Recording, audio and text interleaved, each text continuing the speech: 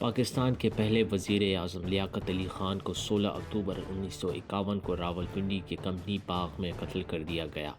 لیاقت علی خان قائد اعظم کے انتہائی قریبی ساتھی اور قیام پاکستان میں ان کا انتہائی اہم کردار تھا، اور ان کا قتل پاکستان کا بطور امریکی سیٹلائٹ اسٹیٹ کا آغاز تھا۔ کمپنی باغ کے نام کو لیاقت علی خان کے قتل کے بعد لیاقت باغ کا نام دے دیا گیا تھا۔ اسی لیاقت باغ میں ٹھیک 56 سال بعد ایک اور وزیر اعظم یعنی بے نظیر بھٹو کو بھی قتل کر دیا گیا۔ ایک انڈین مصنف ایم ایس وینکٹے رامانی کی کتاب پاکستان میں امریکہ کا کردار میں ایک جگہ پہ لکھا ہوا ہے، قاتل کی ایک گولی نے سما ہی بدل دیا۔ پاکستانی حکام نے قاتل سید اکبر کو فوراً ایک افغان شہری قرار دیا۔ افغان حکومت کے ترجمان نے فوراً پرزور دعویٰ کیا کہ اکبر کو اس کی قوم دشمن سرگرمیوں کی بنا پر افغان شہریت سے محروم کیا جا چکا تھا، اور انگریز حکام نے اسے صوبہ سرحد میں پناہ دے رکھی تھی۔ اب جلد یہ انکشاف بھی ہو گیا کہ انگریزوں نے اس کا وظیفہ مقرر کیا تھا، وہ حکومت پاکستان ہی اسے ادا کر رہی تھی۔ اخبار نیو یارک ٹائمز میں ایک ایسوسی ایٹڈ رپورٹ حکومت کا وظیفہ خوار پاکستانی قاتل کے نام سے شائع ہوئی، جس کے مطابق پاکستانی حکام نے یہ انکشاف کیا کہ سید اکبر نامی وہ افغان شہری جس نے گزشتہ ہفتے وزیر اعظم لیاقت علی خان کا قتل کیا، وہ حکومت پاکستان کا 450 روپے کا ماہانہ الاؤنس حاصل کیا کرتا تھا۔ ایک بات تو طے ہے کہ لیاقت علی خان کا قاتل سید اکبر اسٹیج کے سامنے بالکل اس قطار میں بیٹھا تھا جہاں صرف سی آئی ڈی والوں کے لیے جگہ مخصوص تھی۔ اپنی نشست سے وہ لیاقت علی خان کو بآسانی نشانہ بنا سکتا تھا، اور اس نے ایسا ہی کیا، اور اس میں وہ کامیاب بھی ہوا۔ وہ اس نشست تک کیسے پہنچا؟ یہ ایک ایسی کہانی ہے جس پر کوئی بھی قیاس آرائی ہو سکتی ہے، اور ہو رہی ہے ابھی تک۔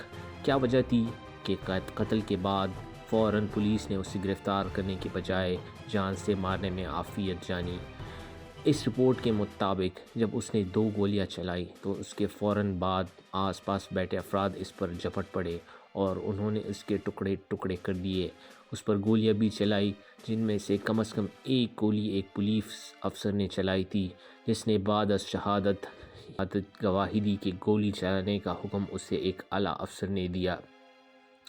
اسی اعلیٰ پولیس افسر جس کا نام نجف خان تھا کو ایوب خان نے بعد News of the assassination of Liaquat Ali Khan came as a great shock throughout the Commonwealth. As Pakistan's first Prime Minister, he was the trusted leader of his country in its early formative period, and many difficulties, not least the quarrel with India over Kashmir, confronted his administration. He is seen here with the King when he recently visited Britain to attend the Conference of Prime Ministers.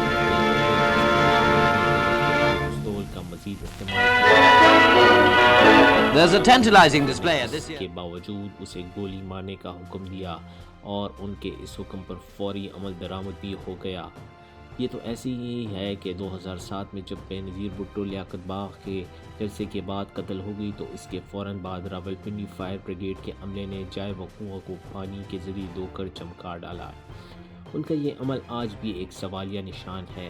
Pakistan میں لیاقت علی خان سے لے کر بے نظیر بھٹو تک جتنے بھی سیاسی leader قتل ہوئے، ان کے قتل کی سازش کس نے، کب اور کیوں تیار کی، یہ ایک راز ہی ہے۔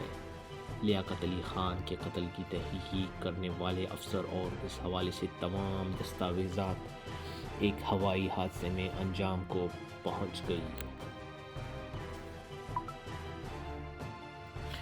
اس کی بھی بہت ہی دلچسپ کہانی ہے، اور ایک اور کتاب میں لکھا جاتا ہے۔ نوابزادہ اعتزاز الدین جو اس مقدمے کی تفتیش کے متعلق اہم کاغذات ساتھ لے کر وزیر اعظم خواجہ نظام الدین کی طلبی پر ان سے گفتگو کرنے کے لیے ہوائی جہاز سے جا رہے تھے، اسی ہوائی جہاز کے حادثے میں ہلاک ہو گئے۔ ہوائی جہاز کو یہ حادثہ جہلم کے قریب آیا، جہاں کسی اندرونی خرابی کی وجہ سے جہاز کو آگ لگ گئی، اور مسافر، ان کا سامان اور لیاقت علی خان کے قتل کے مقدمے کے متعلق اہم کاغذات نظر آتش ہو گئی۔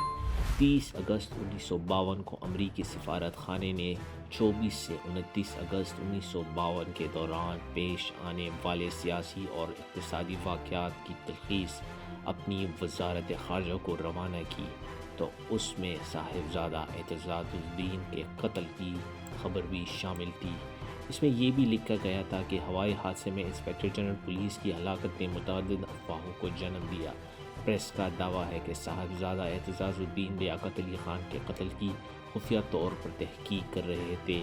قائد حزب اختلاف اور جناح عوامی مسلم لیگ کے سربراہ حسین شہید سہروردی نے بھی حکومت پنجاب کو مورد الزام ٹھہرایا تھا کہ اس نے صاحبزادہ اعتزاز الدین کی حفاظت کے لیے خاطر خواہ انتظامات نہیں کیے تھے۔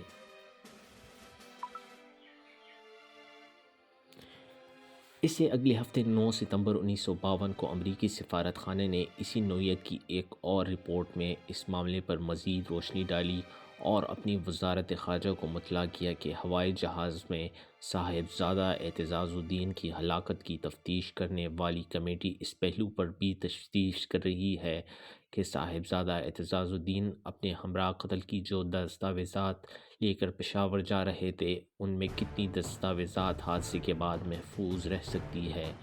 منیر کمیشن کی رپورٹ کی اشاعت اور صاحبزادہ اعتزاز الدین کی اس ناگہانی موت نے لیاقت علی خان کے قتل کے معاملے کو مزید پراسرار بنا دیا۔ حکومت نے بیگم رانا لیاقت علی خان کو ہالینڈ میں پاکستان کا سفیر مقرر کر دیا تاکہ انہیں خاموش کرایا جا سکے۔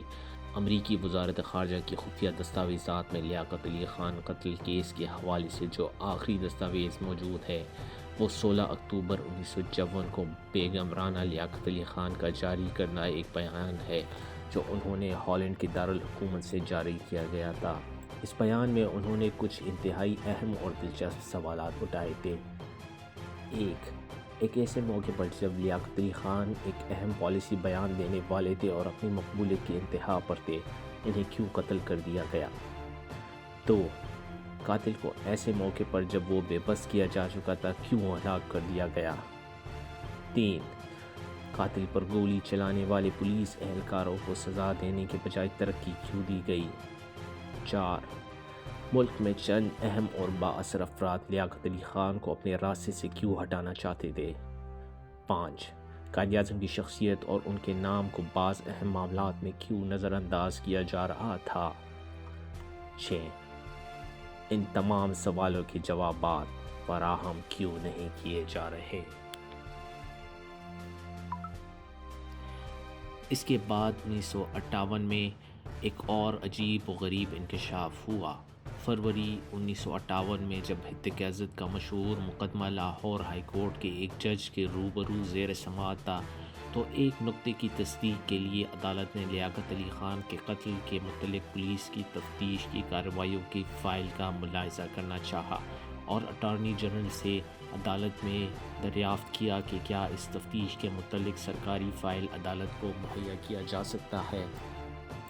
اٹارنی جنرل نے 25 فروری 1958 تک ضروری معلومات مہیا کرنے کا وعدہ کیا لیکن یہ وعدہ پورا نہ ہوا۔ جب یہ وعدہ پورا نہ ہوا تو عدالت نے اٹارنی جنرل کو ایک چٹھی بھجوائی۔ اس نے جواب میں کہا کہ متعلقہ فائل حکومت مغربی پاکستانی کے چیف سیکرٹری کی تحویل میں ہے۔ عدالت نے اس فائل کو منگوانے کے لیے سمن جاری کر دیے۔ 1 مارچ 1958 کو صوبائی حکومت کے ایڈیشنل ایڈوکیٹ جنرل نے عدالت کے سامنے پیش ہو کے بیان کیا کہ متعلقہ فائل گم ہے اور اس کی تلاش کی جا رہی ہے۔ اس تلاش کے لیے 1 ہفتے کی مہلت مانگی گئی۔ 8 مارچ کو CID کے ایک افسر نے عدالت کو مطلع کیا کہ تلاش کے باوجود اس فائل کا کوئی پتہ نہیں چل سکا، لہٰذا حکومت اسے پیش کرنے سے معذور ہے۔ اسی طرح لیاقت علی خان کے قتل کے 8 دن بعد ایک رپورٹ نما مضمون بھوپال سے شائع ہونے والے اردو روزنامہ ندیم میں شامل ہوا۔ اس مضمون کی سرخی تھی، کیا لیاقت علی خان کا قتل امریکہ کی گہری سازش کا نتیجہ ہے؟ 30 اکتوبر 1951 کو دہلی میں امریکہ کے سفارت خانے نے اس مضمون کی تلخیص کا ترجمہ ایک خفیہ ٹیلی گرام کے ذریعے امریکی فارن آفس کو روانہ کیا۔ مضمون کی تلخیص کچھ یوں کی گئی تھی: پاکستان کے وزیر خارجہ کے مطابق برطانیہ نے پاکستان پر ایران کے سلسلے میں تعاون کرنے کا دباؤ ڈالا۔ امریکہ نے پاکستان سے مطالبہ کیا کہ وہ ایران پر اثر رسوخ استعمال کر کے اس پر دباؤ ڈالے کہ ایرانی تیل کے کنویں امریکہ کے حوالے کر دے۔ لیاقت علی خان نے امریکہ کی درخواست مسترد کر دی۔ امریکہ نے کشمیر پر خفیہ معاہدہ ختم کرنے کی دھمکی دی۔ لیاقت علی خان نے کہا کہ پاکستان نے امریکہ کے تعاون کے بغیر آدھا کشمیر لے لیا، باقی کشمیر بھی پاکستان حاصل کر لے گا۔ انہوں نے امریکہ سے ہوائی اڈے خالی کرنے کا مطالبہ کیا۔ لیاقت علی خان کا یہ مطالبہ واشنگٹن پر ایک بم بن کر گرا۔ امریکہ کے حکمران پاکستان کے ہوائی اڈوں سے سوویت یونین کو فتح کرنے کے جو خواب دیکھ رہے تھے وہ چکنا چور ہو گئے۔ امریکہ نے لیاقت علی خان کو قتل کرنے کے بارے میں سوچنا شروع کر دیا۔ امریکہ چاہتا تھا کہ قاتل مسلمان ہو تاکہ بین الاقوامی ہستیاں دور کی جا سکیں۔ امریکہ پاکستان میں کوئی باغی تلاش نہ کر سکا جیسا کہ ایران، عراق اور ایران میں کامیابی سے حاصل کرتا رہا تھا۔ تب امریکی حکمرانوں نے یہ ذمہ داری کابل کے امریکی سفارت خانے کو سونپی۔ سفارت خانے نے پشتون قوم پرست لیڈروں سے رابطہ کیا اور انہیں یقین دلایا کہ اگر لیاقت علی خان کو قتل کروا دیا جائے تو امریکہ 1952 تک پختونستان قائم کرا دے گا۔ پختون لیڈروں نے سید اکبر کو قتل کی ترغیب دی اور اسے بھی موقع پر ہی قتل کرنے کا منصوبہ بنایا تاکہ سازش کا پتہ نہ چل سکے۔ یاد رکھیں کہ ایسے قتل کبھی حل نہیں ہوتے، نہ ہی ثبوت ملتے ہیں یا ثبوت ختم ہو جاتے ہیں، گواہ بھی نہیں ملتے یا حادثوں وغیرہ میں مر جاتے ہیں۔ ایسے کیسز آپ نے نقطے سے نقطے ملا کر ہی حل کرنے ہوتے ہیں یا ان کے لیے آپ کو سرکمسٹینشل ایویڈنس کو دیکھنا ہوتا ہے۔ اس کے لیے زمانے کی علمی سیاسی منظرنامہ سمجھنا بہت ہی ضروری ہے، جس کے بعد ہی آپ اس نتیجے پر پہنچ سکتے ہیں کہ اس قسم کے ہائی پروفائل کلنگ کے پیچھے کون سے عوامل ہو سکتے ہیں۔